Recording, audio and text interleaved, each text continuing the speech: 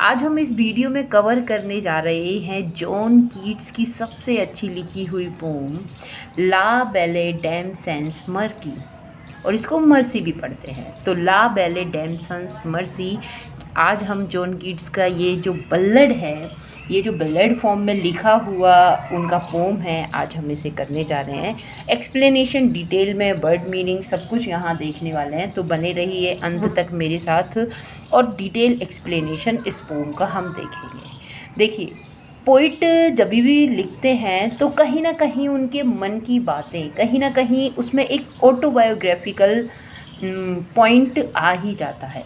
John Keats की हम बात करें, अगर उनकी बायोग्राफी हम पढ़ते हैं तो हम जानते हैं कि उनकी एक लवर हुई और वो लवर आखिर में उनके साथ नहीं रह पाई, किसी भी तरह से उनका ब्रेकअप हो जाता है और वो उनसे दूर चली जाती हैं।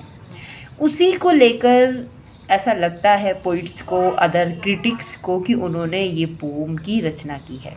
तो हमारी जो पोम है वो है ला बेले डैम सेंस मर्सी, जिसका मीनिंग है ला बेले means beautiful, dam means, dam कहते हैं गर्ल को, तो ब्यूटीफुल गर्ल।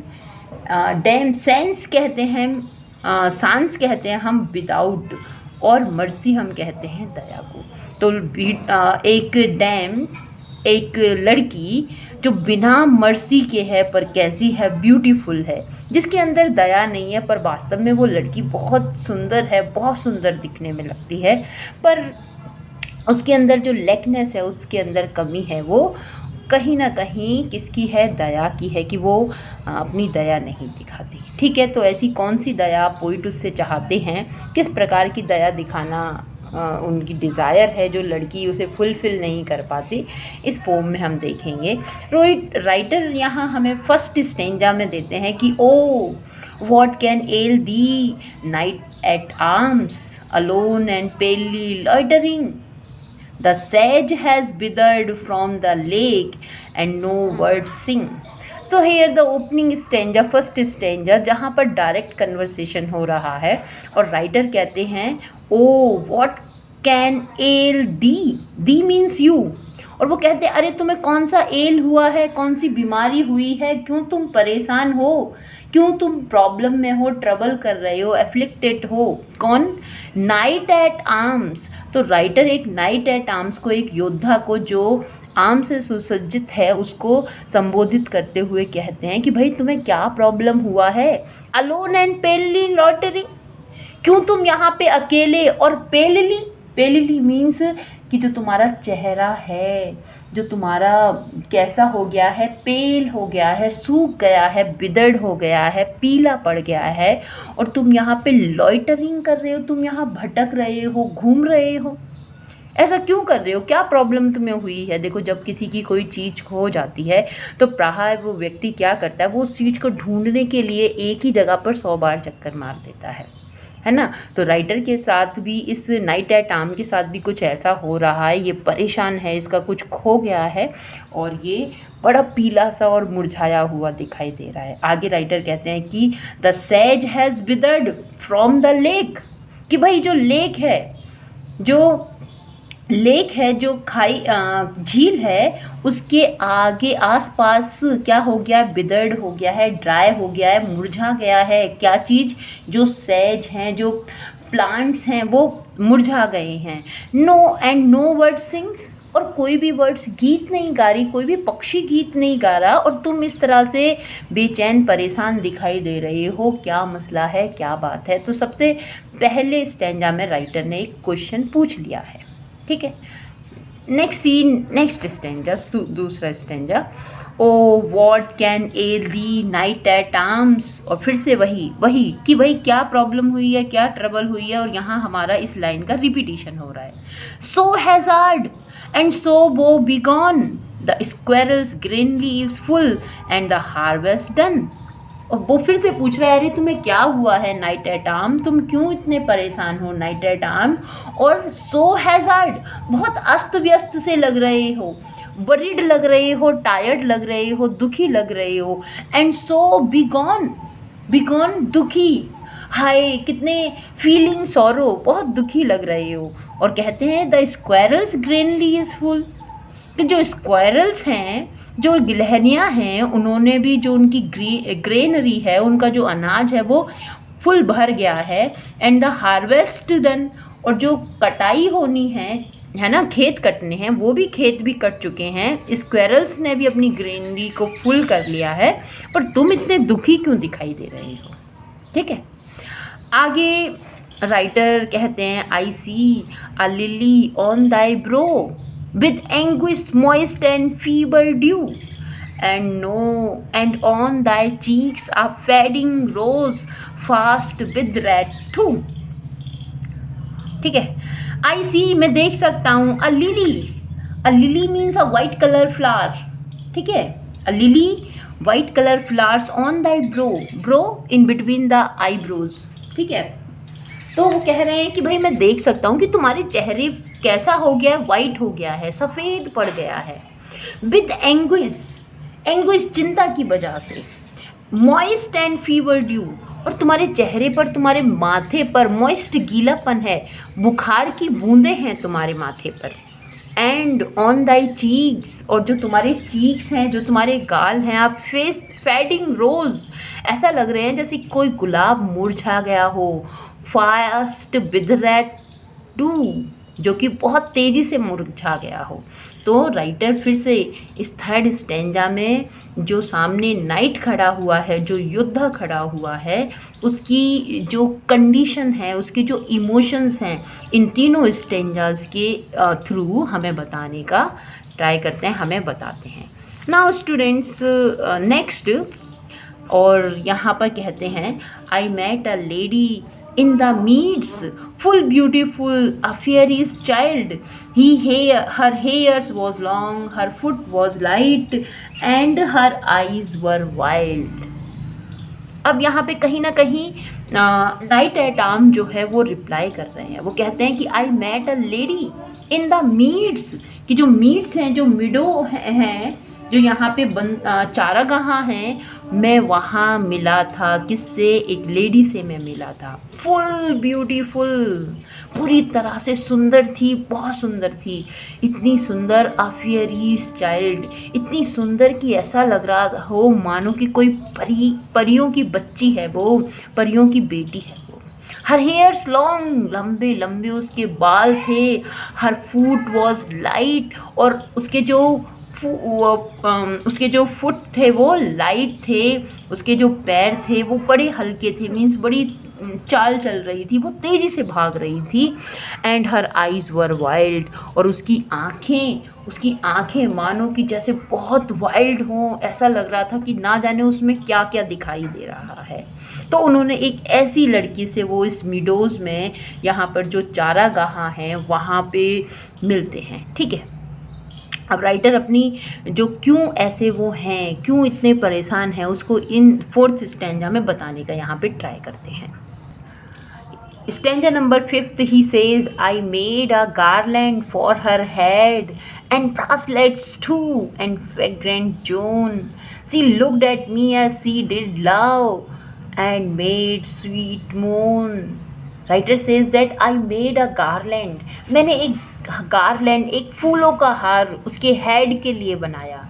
मैंने उसके हेड के लिए एक गार्लैंड, एक माला उसकी बनाई।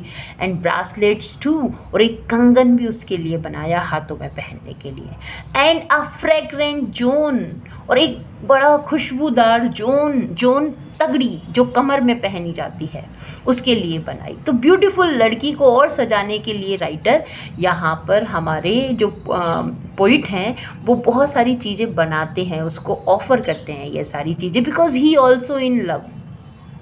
सी looked at me, the girl was looking at him, लड़की उसके साइड, पोइट के साइड देखती है, पोइट को देखती है, एज सी डिड लव, जैसे मानो कि वो उससे बहुत प्यार करती हो।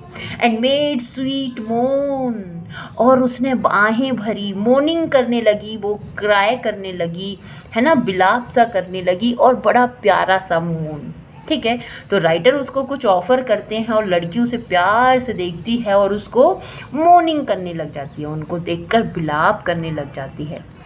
I set her on my pacing steed, and nothing else saw all day long, for sidelong would she wend, and sing a fairy song।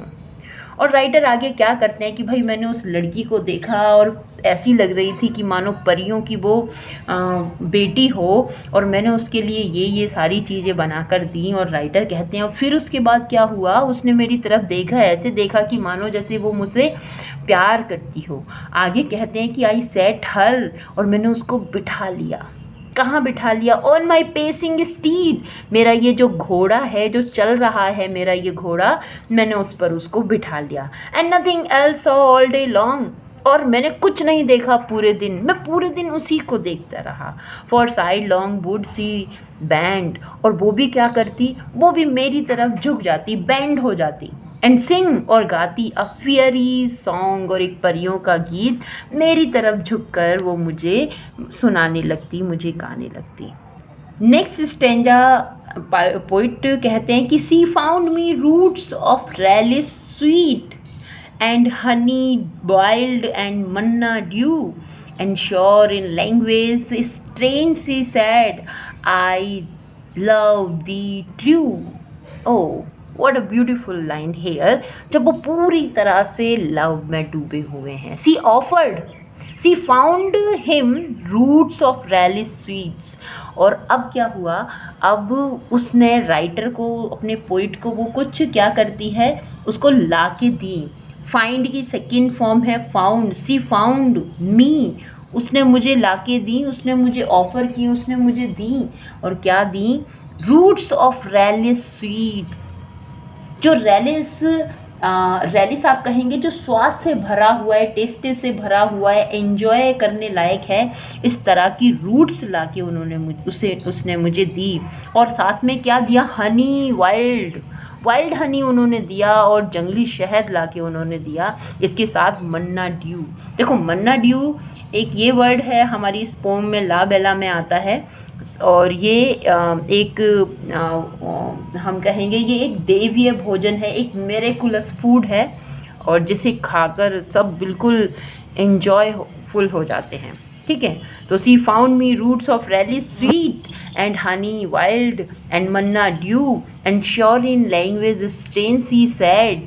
और वो कहते हैं कि उसने एक स्ट्रेंज लैंग्वेज में, एक अजनबी लैंग्वेज में, जो कि राइटर समझ नहीं पा रहे हैं, इस तरह की लैंग्वेज में उन्होंने अपना जो, उसने लड़की ने अपना जो प्रपोज़ल है वो उनको दिया कि वो उससे बहुत प्यार करती है।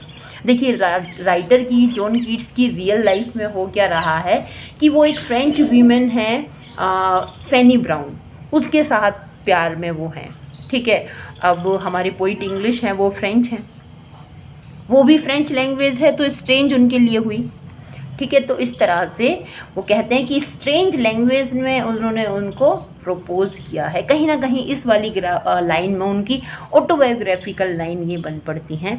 आगे देखते हैं कि she took me to her elfin grot and there she wept and sighed full sore, and there I shut her wild eyes with kisses for। C took मी, वो जो लड़की है, परियों की बेटी है, वो जो रानी है परियों की, वो उसको ले जाती है कहाँ पर? अपनी गुफा में, ग्रोट में, अपनी गुफा में, वो केव में उसे ले जाती है। एल्फिन मीन्स परियों की ग्रोट, परियों की गुफा में उसे ले जाती है। एंड देयर, और वहाँ पर सी वेप्ट, रोने लगती है। एंड साइड फुल सोर, और क्या करने लगती है वो, और मतलब ब्लाफ करने लगती है। And there I shut her wild eyes, और राइटर से ये देखा नहीं जाता, और उसकी वो क्या करते हैं, वो उनकी जो कंजी वाइल्ड जो जंगली आँखें हैं उसे बंद कर देते हैं, और किस तरह से उसको किस करके उनकी आँखों को चूम कर उसको चुंबन देकर। ठीक है, और आगे राइटर कहते हैं and there she lulled me asleep, and there I dreamed oh woe betide the latest dream I ever dreamt on the cold hillside। So this is the line जहाँ पर वो अपना जो पेन है उसे दिखा रहे हैं। सबसे पहले जो एन्जॉयमेंट उन्होंने किया वो उसे बताते हैं कि भाई इस तरह से मेरे साथ ऐसा हुआ, और ये वो लाइन है जहाँ पर वो जो रियलिटी है, जो उनका पेन है, अब जो क्वेश्चन जो उन्होंने किया है उसका आंसर यहाँ पे मिलने को है। कहते हैं एंड देयर, और वहाँ पर उसकी क्रॉट में, उसकी गुफा में, ठीक है, सी लर्ड, उसने मुझे लोरी सुनाई एंड स्लीप, और मुझे उसने सुला दिया लोरी सुनाकर। एंड देयर आई ड्रीम, और वहाँ पर मैंने स्वप्न देखा, मैंने सपना देखा। वो बिटाइड, अरे सर्वनाश हो गया, सत्यानाश हो गया, सब कुछ मिट गया, लुट गया, तबाह हो गया। इस मैनर में राइटर यहाँ बता रहे हैं। पोइट कहते हैं द लेटेस्ट ड्रीम, और जो उनका जो लेटेस्ट सपना था, जो ड्रीम उन्होंने रात में सोते हुए देखा, ही एवर ड्रीम्ड, ऐसा सपना उन्होंने कभी नहीं देखा। On the cold hill side, उस ठंडी पहाड़ी पर, ठीक है, तो उन्होंने ऐसा सपना देखा है। और उस सपने को देखकर राइटर को क्या महसूस हुआ? राइटर कहते हैं I saw pale kings and princes too, pale warriors, death pale were they all. They cried, La Vale Damson's mercy, thee hath in thrall. Writer कहते हैं मैंने देखा वहाँ पे, आई शॉ पेल किंग्स, पीले पड़े हुए किंग्स, और प्रिंसेस टू, राजकुमारों को, राजाओं को मैंने देखा जो पूरी तरह से निराश हैं, पूरी तरह से पीले पड़े हुए हैं।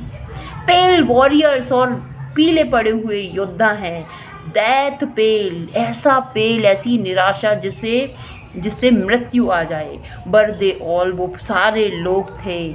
दे क्राइड, तो चिल्ला रहे थे, ला वैले डेम्सन्स मर्सी, कि भाई ब्यूटीफुल लड़की पर बिना मर्सी के, बिना दया के, दी हैथ इन थ्रॉल, और वो सारे, उनका जो जाल है, उनका जो थ्रॉल है, उनका जो जाल है, उसमें वो सारे के सारे आ गए। ठीक है, I saw their starved lips in the gloom with horrid warning gaped wide, and I awoke and found me here on the cold hillside. और राइटर कहते हैं यहाँ पे आई शॉ देयर स्टार्व्ड लिप्स, और मैंने देखा कि उनके लिप्स जो हैं, उनके जो होठ जो हैं, किस तरह से स्टार्व हैं, भूखे हैं, इन द ग्लूम, उस ग्लूम में, with horrid warning gapped wide, जो बहुत वार्निंग दे रहे हैं, चेतावनी दे रहे हैं वहाँ पर। एंड आई अवोक, और मैं वहाँ से उठ गया, जाग गया। फाउंड मी हेयर, और मैंने अपने आप को यहाँ देखा, इस निर्जन गुफा में, मतलब इन निर्जन ज़मीन, बंजर ज़मीन पर, on the cold hill side, उसी कोल्ड ठंडी पहाड़ी पर। And this is why I sojourn here, और यही कारण है कि मैं यहाँ पे, देखो सारे क्वेश्चंस यहाँ पूछे हैं, लास्ट हमारा स्टैंजा चल रहा है, राइटर यहाँ पे हमें आंसर कर रहे हैं। वो कह रहे हैं दिस इज़ वाई, यही कारण है, आई सोजर्न हेयर, मैं यहाँ पे ठहरा हूँ, रुका हूँ यहाँ पर, अलोन एंड पेली लॉइटरिंग, और अकेला और निराश होकर यहाँ पे घूम रहा हूँ। दो the sage is withered from the lake, जबकि ऐसा नहीं होता कि लेक के किनारे हरियाली होती है, मगर फिर भी, यद्यपि यहाँ पे ये जो झाड़ियाँ हैं, पत्तियाँ हैं, ये जो पेड़ हैं, सारे विदर्ड हो गए हैं। एंड नो वर्ड सिंग, और यहाँ पर कोई भी चिड़िया नहीं गा रही है। क्यों? क्योंकि जो लेडी है वो ब्यूटीफुल तो है, पर उसके अंदर मर्सी नहीं है, और वो सबको क्या कर देती है, मिलती है और तबाह कर देती है, सर्वनाश कर देती है। तो ये हमारा जॉन कीट्स के द्वारा लिखा गया एक बैलेड है, और जिसको पब्लिश होता है 1820 में, 1820 में, जिसको लिखा जाता है 1819 में। 12 स्टेंजाज इसके अंदर हैं, ABCB इसकी राइम स्कीम है, जो कि एक ब्यूटीफुल लेडी के बारे में हमें क्वेश्चन आंसरिंग करना बता रही है कि, और राइटर की ऑटोबायोग्राफिकल यहाँ पे झलक इसमें हमें देखने के लिए मिलती है। होप कि ये पोम आपको अच्छी लगी होगी। आप अपने कमेंट्स मेरे साथ ज़रूर शेयर करें। Thanks for watching, thank you.